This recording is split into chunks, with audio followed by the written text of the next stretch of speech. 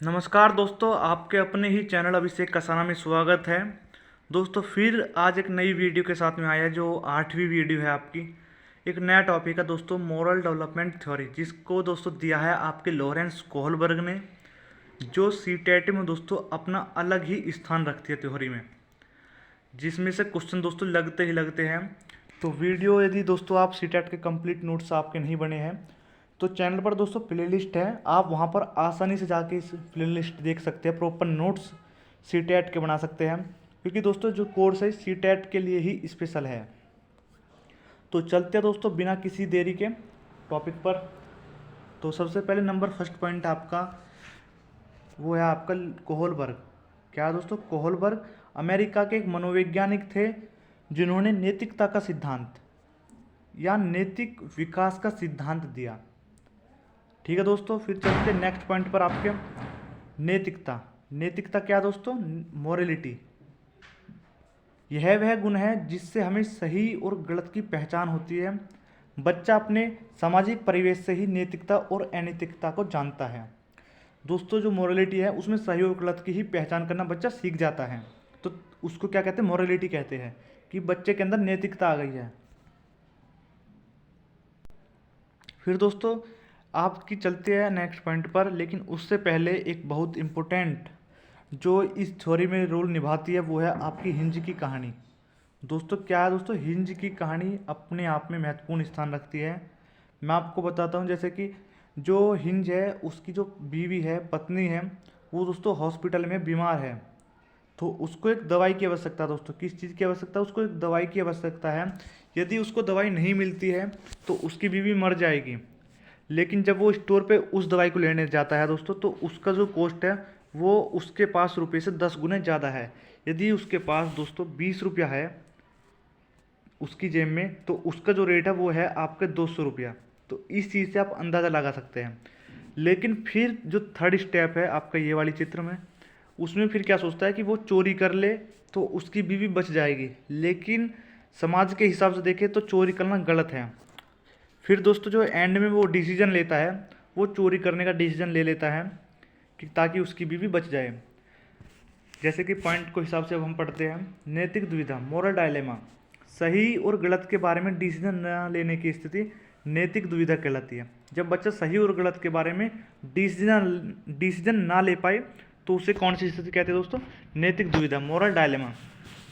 Example, hinge अगर चोरी करेगा तो पुलिस पकड़ लेगी दोस्तों, और नहीं करेगा तो उसकी बीवी मर जाएगी। तो इस स्थिति में जो हिंज है वो फंस चुका है बिल्कुल। इस स्थिति को क्या कहेंगे दोस्तों? नैतिक दुविधा। क्या कहेंगे? नैतिक दुविधा, मोरल डायलेमा। फिर चलते दोस्तों नेक्स्ट पॉइंट पर। नैतिक तर्कना। सही और गलत के बारे में डिसीजन लेने में शामिल प्रक्रिया को नैतिक तर्कना कहते हैं, और सही गलत में से किसी एक को चुनना, जैसे हिंज ने चोरी को चुना। तो दोस्तों मोरल रीजनिंग है, आपकी नैतिक तर्कना है। आपने जिस थिंकिंग का प्रयोग करा, आपने जो डिसीजन लिया है वो सोच समझ कर लिया है, जो भी कुछ सोचा समझा, तो उसको क्या कहेंगे दोस्तों? रीजनिंग कहेंगे। कि आपने जो सोच विचार करा है उसको क्या कहेंगे? Moral reasoning. फिर है दोस्तों कोहलबर्ग ने नैतिकता के 3 लेवल बताए हैं। कोहलबर्ग है दोस्तों, उन्होंने 3 लेवल बताए हैं। उन लेवल के अंदर दोस्तों आपकी स्टेजेस दी हुई है। जैसे कि आपका फर्स्ट लेवल है, उसमें 2 स्टेज है। फर्स्ट लेवल ये हो गया दोस्तों आपका कौन सा? प्री कन्वेंशनल स्टेज, जिसका जो टाइम पीरियड है वो है 4 से 10। इसके अंदर 2 स्टेजेस है दोस्तों, फर्स्ट एंड सेकंड। तो 3 लेवल है, 2-2 स्टेज हो गई दोस्तों हर उसमें। तो कितनी स्टेज होगी दोस्तों? आपकी टोटल 6 स्टेज हो गई, और लेवल कितनी है? 3। तो इस चीज़ के जैसे कि आपका पहला लेवल है आपका कौन सा? Pre conventional. प्री कन्वेंशनल, अब पढ़ते हैं इसको। इस अवस्था में बच्चों को सही गलत के बारे में पता नहीं होता।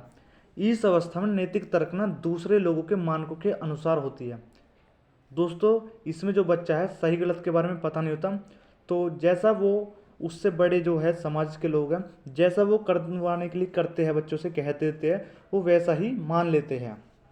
इसमें बच्चों की अपनी खुद की थिंकिंग या राय नहीं होती है। तो इसको 2 भागों में बांटा है। कौन कौन से? दंड एवं आज्ञा, पनिशमेंट एंड ओबीडियंस। इसमें बच्चे की नैतिकता सजा और आज्ञा पालन पर आधारित होती है। जब हिंज ने चोरी की तो बच्चे ने सोचा कि वह अगर चोरी करेगा तो उसे सज़ा मिलेगी।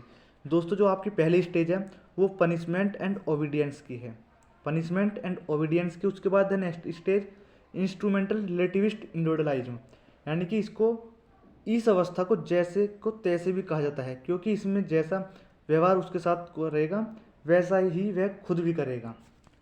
जैसे कि एग्जाम्पल है एक बहुत ही फेमस एग्जाम्पल, क्या है दोस्तों, एक बच्चे ने दूसरे बच्चे की पेंसिल तोड़ी तो दूसरे बच्चे ने भी उसका पेन तोड़ दिया। यानी कि दोस्तों इतनी इम्पोर्टेंट है आपकी ये वाली स्टेज, कितनी। तो इसमें दोस्तों डायरेक्ट पूछ लिया जाता है कि जैसे को तैसे की अवस्था किस स्टेज को कहा जाता है। तो आपको दोस्तों याद रखना है इंस्ट्रूमेंटल रिलेटिविस्ट इंडिविजुअलिज्म, जिसको हिंदी में बोलते हैं दोस्तों साधनात्मक सापेक्षता तथा उन्मुखता। फिर दोस्तों आपका सेकंड लेवल में क्या है, वो है कन्वेंशनल स्टेज आपकी 10 से 13।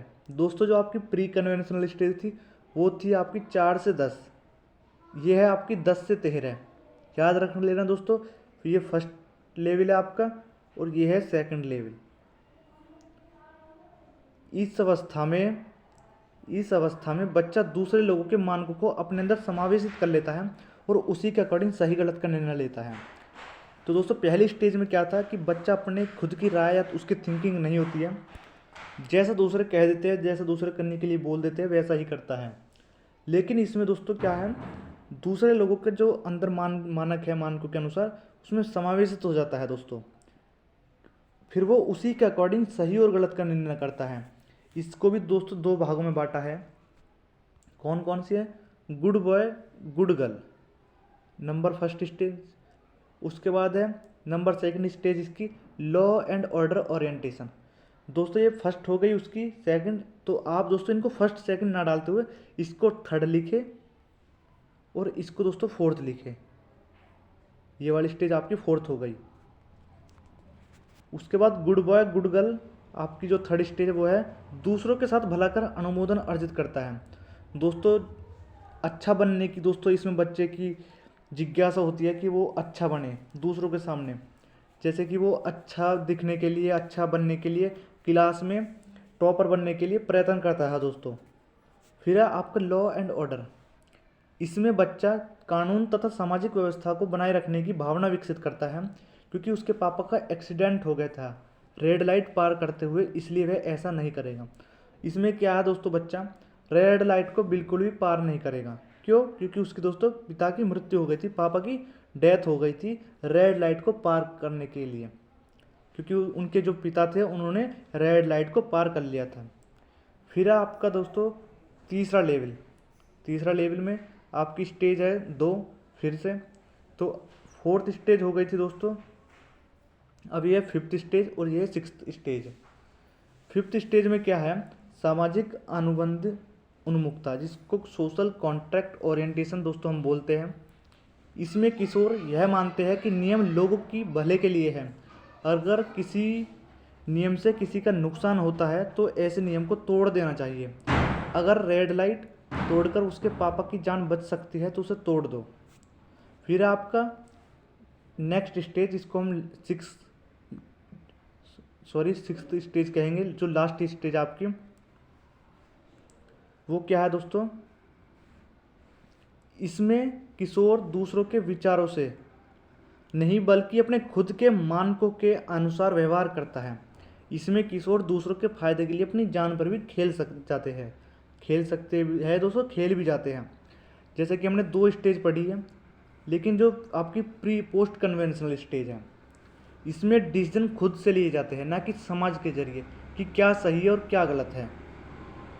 जैसे कि दोस्तों मैं फिर से आपको बताऊं, आपके 3 लेवल थे, कौन कौन से, आपके जो लेवल था वो 3 लेवल थे, कौन कौन से लेवल थे मैं बताता हूँ। आपके प्री कन्वेंशनल से आप याद रख सकते हो दोस्तों, उसके बाद फिर कन्वेंशनल, फिर दोस्तों आप कन्वेंशनल स्टेज थी, फिर दोस्तों आपकी पोस्ट कन्वेंशनल।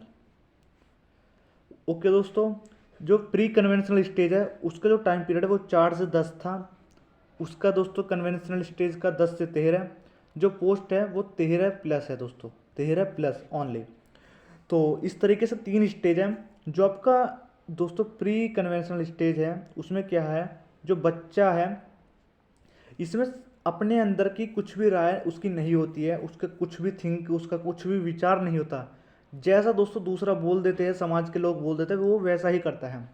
लेकिन सेकंड स्टेज में क्या है दोस्तों, वो दूसरों के मानकों के अनुसार, जो दूसरे लोगों के मानक है उसके अंदर समावेशित होते हैं, फिर उसी को देखते हुए दोस्तों सही गलत का निर्णय लेता है। लेकिन जो दोस्तों आपका पोस्ट कन्वेंशनल है, उसमें दोस्तों सही गलत की जो पहचान है वो खुद की होती है। उसमें किसी का भी थोड़ा सा भी रोल नहीं होता, ना समाज का ना किसी का। वो अपने हिसाब से खेलता है, जो भी चीज़ करता है वो अपने हिसाब से करता है। तो ये थी 3 स्टेज, जो बहुत इम्पोर्टेंट है दोस्तों। तो इसकी दोस्तों आलोचना भी की गई है।